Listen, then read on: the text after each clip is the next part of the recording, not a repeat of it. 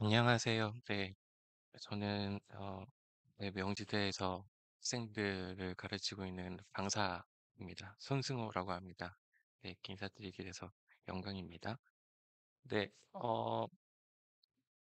저 타임 스케줄을 슬쩍 봤는데 제가 원래 50분에는 끝을 내야 되는 거더라고요. 조금씩 딜레이가 되고 있는 것 같아서. 네, 네, 네, 저는 모르겠습니다. 일상적 폭력을 제가 가장 많이 경험하는 건 학교에서 제 시간에 끝나지 않는 게 예, 가장 심한 저의 평화를 해치는 일이라서요. 어, 제가 시간을 좀 땡겨보려고 생각합니다. 네, 저는 일단 기독교 역사를 전공했고요. 그래서 이 책에서도 이제 한국 기독교의 평화 이해 역사를 썼습니다. 제가 뭐 딱히 이거를 선택하고 말고 할 그게 없었어요. 쓸 수 있는 게 이것밖에 없어서 이걸 썼다라고 보시면 될 것 같고요. 어, 제가 늘 갖고 있는 기독교에 대한 생각은 그렇습니다. 종교는 권력입니다. 네.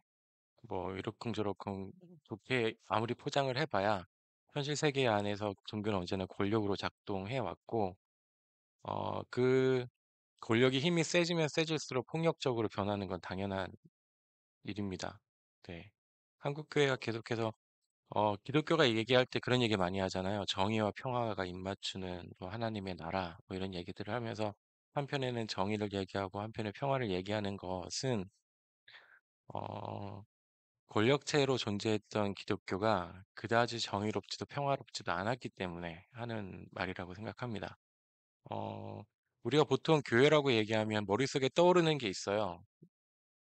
정말 좋은 공동체, 아름다운 공동체, 예수를 따르는 공동체가 있고, 그게 우리 머릿속에 있는 교회죠. 근데 그 교회가 현실에서는 존재한 적이 한 번도 없었다라는 걸 인정을 해야 이제 교회의 역사에 대해서 공부를 할 수 있다라는 제 지도 교수님의 지침에 따라서 열심히 생각을 해보고 있습니다.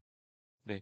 교회사를 살펴보면 크게 기독교가 전쟁에 대해서 생각하는 건 세 가지였다라는 이야기부터 시작을 합니다. 이게 저희 소장님이 이게 아주 미시적인 이야기를 하고 싶으셨다라고 하셨는데 저도 미시적인 얘기를 하고 싶었는데요. 미시적인 얘기를 할 만큼의 한국교회의 뭐 어떤 평화에 대한 뚜렷한 이야기들이 찾아내기가 너무 어려워서 예, 선행 연구들이 너무 없다 보니까 좀 거시적으로 좀 흘러갔는데요. 세계교회에서 보면 크게 전쟁 이론 세 가지입니다. 다들 잘 아시겠지만 평화주의가 있고요. 그 다음이 정당한 전쟁론이 있고, 그 다음에 대의론 혹은 성전론이라고 부르는 이론이 있습니다. 크게 세 가지.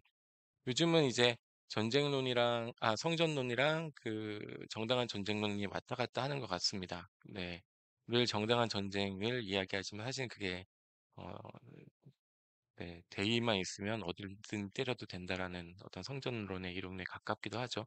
또 가만히 살펴보면 히폴리투스라고 하는 초대 교구가 사도적 전승이라는 책에서 이건 양자택일이다. 기독교인이 되거나 무력을 사용 가능한 것으로 이해하거나 둘 중에 하나밖에 못한다. 군인이 되고 싶어 하는 사람은 교회에서 추방해야 된다라는 얘기를 하면서 평화주의에 대한 강력한 지침을 내립니다.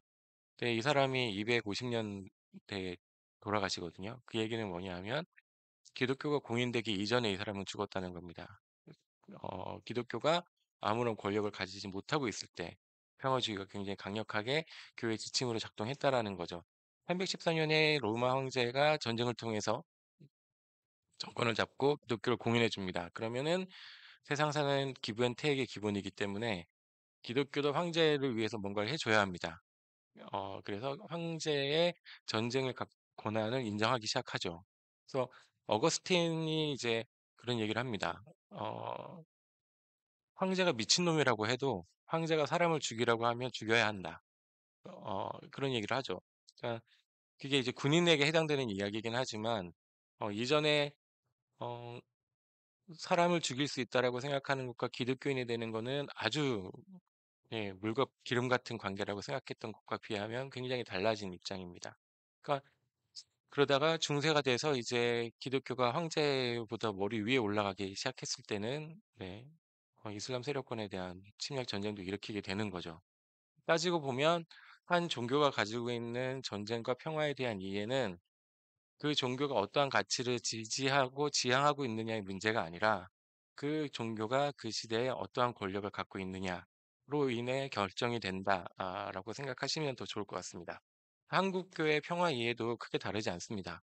그러니까 한국교회가 힘이 없었었던 네, 초기에는 이제 정당한 전쟁론과 평화주의에 좀 가까운 두 가지의 모습이 병존하죠. 그래서 적극적 평화에 가까운 독립운동가들, 예, 이분들은 무력을 사용하기는 하지만 뭐 어떤 대량적인 살상이라던가 무고한 사람들에 대한 피해까지 염두에 두고 있지는 않습니다. 그러니까 뭐 가톨릭 신자이긴 하지만 안중근 의사가 이토 히로부미를 저격하려고 했던 것이라던가 여기가 바로 옆길이 김상옥로잖아요. 김상옥 열사, 그러니까 동대문 교회 교인이셨던 감리 교인이시죠. 그분이 이제 종로경찰서에 폭탄을 투척한 것 이런 것들을 보면 엄격하게 군경이나 군대 그리고 통치 그 지배 질서 안에 들어가 있는 관료들을 대상으로 어떤 무력적인 행위를 했었다라는 걸 확인할 수 있죠.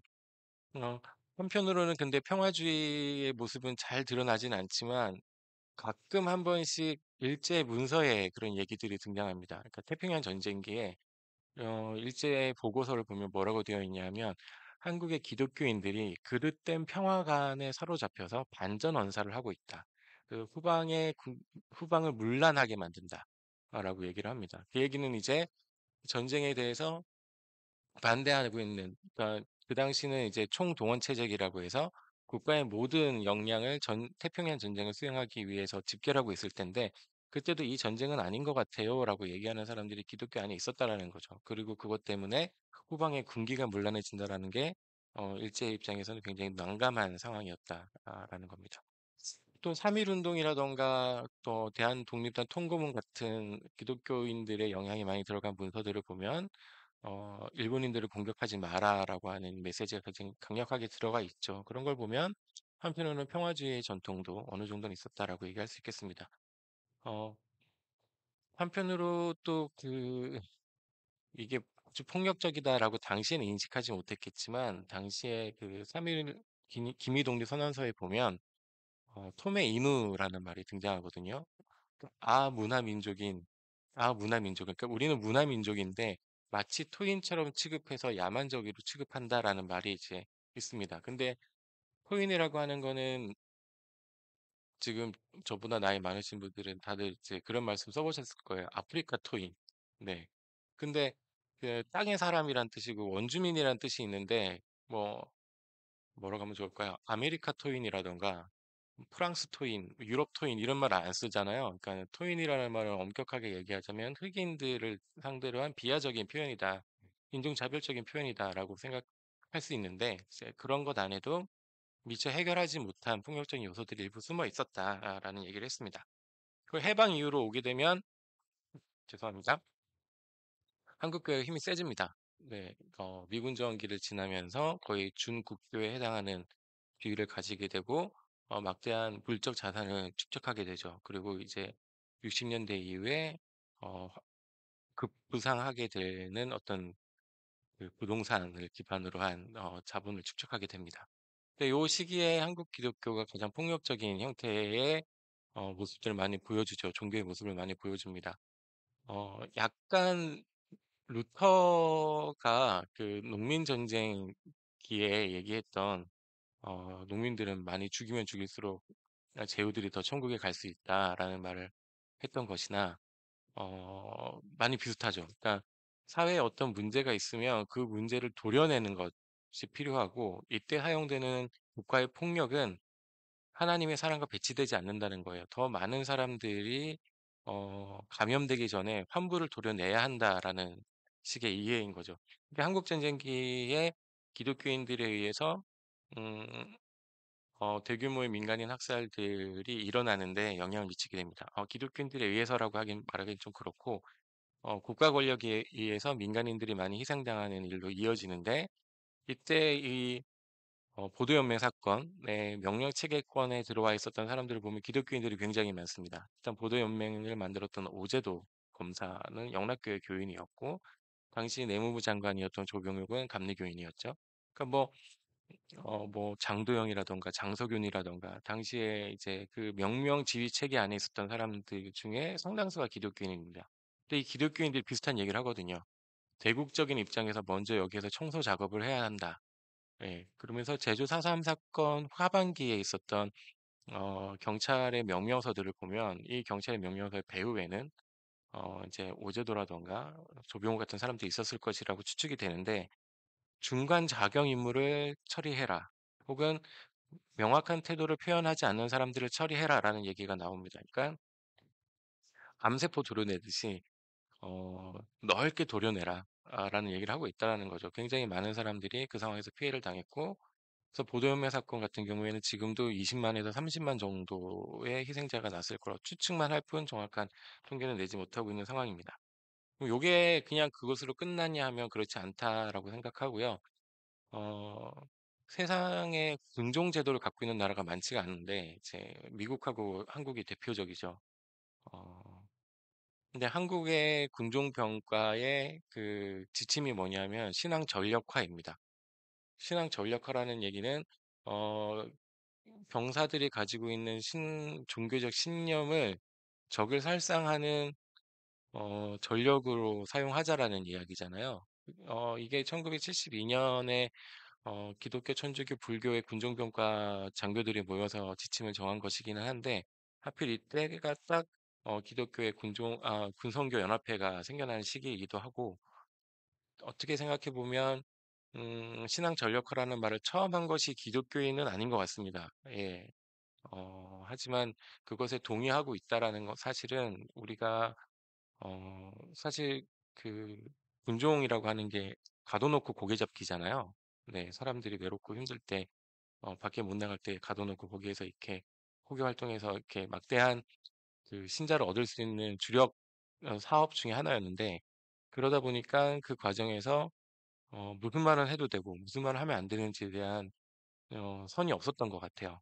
그래서 우리가 기독교 신앙을 갖고 적을 죽이는 도구로 활용합시다라는 것에 동의를 하고 지금도 신앙 전력화를 사용하고 있죠.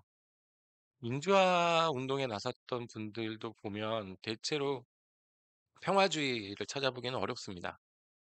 김재준 목사님 같은 경우가 이제 굉장히 진보적인 신학자로 알려져 있지만, 이분도 이제 공산주의와의 공존은 어렵다라고 생각을 하셨고, 어, 공산주의 세력과의 어떤 투쟁, 그 다음에 무력의 사용, 이런 것들은 가능한 일이다라고 생각하셨습니다. 이분이 그 베트남 전쟁을 반대했는데요. 말이 좀 이상한데, 공산주의와 전쟁을 해가지고 걔네들을 죽이는 거는 나쁜 일은 아닌데, 그거보다 더 좋은 방법이 있는데 그것을 선택했기 때문에 잘못했다라는 뉘앙스입니다. 그러니까 경제적인 협력이라던가 뭐 국제적인 지원, 그러니까 인도적인 지원을 통해서 이 전쟁을 막을 수 있음에도 불구하고 전쟁을 한 것이 문제지 빨갱이들을 죽이는 건 괜찮은 일이다라는 생각을 하셨던 거죠. 어, 아주 흔치 않은 예외, 아주 흔치 않은 예외가 이제 함석헌 선생 정도입니다. 함석헌 선생은 군사 쿠데타가 일어났을 때 대부분의 한국의 기독교인들이 군사 쿠데타를 지지할 때도 진정한 혁명은 군인이 할 수 있는 게 아니라 오직 민중만이 할 수 있다라고 얘기하면서 거기에 대해서 반대했고, 어, 그 박정희 대통령이 흉터내 이제 쓰러졌을 때도 저마다 자기가 옳다고 주장하니 자꾸 사람들이 죽어나간다 하면서 어, 훨씬 더 평화적인 방법으로 이 문제를 해결할 수 있지 않았을까에 대한 얘기를 하시기도 했습니다. 이분이 이제 음, 한국에서는 처음으로 이제 그 양심적 병역거부로 운동을 일으키신 분이기도 해서 여러모로 평화주의를 얘기할 때 한국 교회가 비빌 언덕은 함석헌 정도밖에 없다라고 얘기할 수 있겠습니다. 이제 민주화 이후에 여러 변화들이 있는데요. 네, 가장 큰 거는 반공주의와 연관지어서 생각하자면 여기 NCCK에서 만들었던 88 선언이죠. 그게 이제 동포를 미워했던 것이 죄다. 반공 이데올로기에 사로잡혀 있던 것이 죄다. 미움이 죄다라고 고백했던 것이 하나의 어떤 모멘텀이었던 것 같고, 하지만 이제 그것 때문에 오히려 반대급부로, 반공주의를 죄라고 얘기하는 애들이 기독교를 대표하는 기관으로 계속 놔두어선 안 되겠다는 분들에 의해서 한기총이 만들어지기도 했으니까요. 전반적으로는 70년대, 60년대부터 전부터 쭉 이어져 왔던 전투적 반공주의에 대한 기본적인 이해도가 널리 퍼져 있는 상황에서 이제 반공주의를 좀 극복하고 평화로 나아가자라고 하는 이야기들이 이제 80년대 말이 돼서야 조금씩 나오기 시작했다. 교회 공적인 조직 안에서는요. 그렇게 얘기 드릴 수 있겠습니다. 그리고 쭉 뒤로 건너뛰어 넘어가서요. 제가 마지막으로 얘기해 놓은 거는 이 예장 통합의 평화 선교 지침입니다. 네. 그게 2017년에 나왔는데요. 그러니까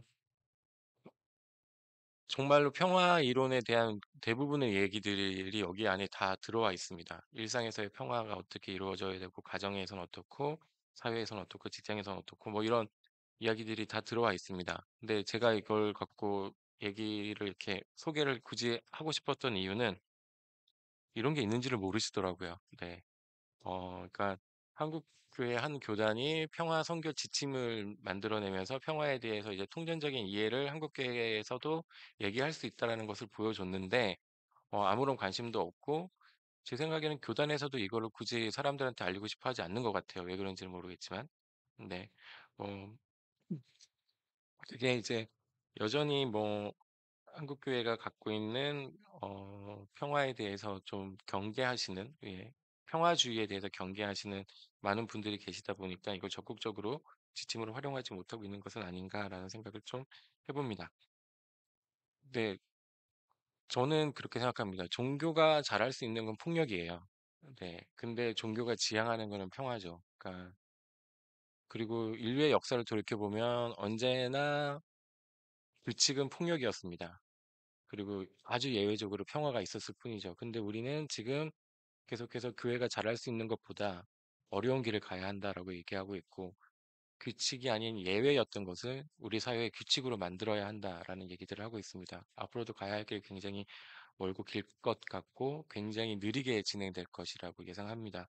그래도 어쨌든 역사를 쭉 돌이켜보면 조금씩 앞으로는 가고 있다. 네. 그래도 앞으로 나아간다라는 믿음을 잃지 않았으면 좋겠다라고 말씀을 드리면서 이야기 마치겠습니다.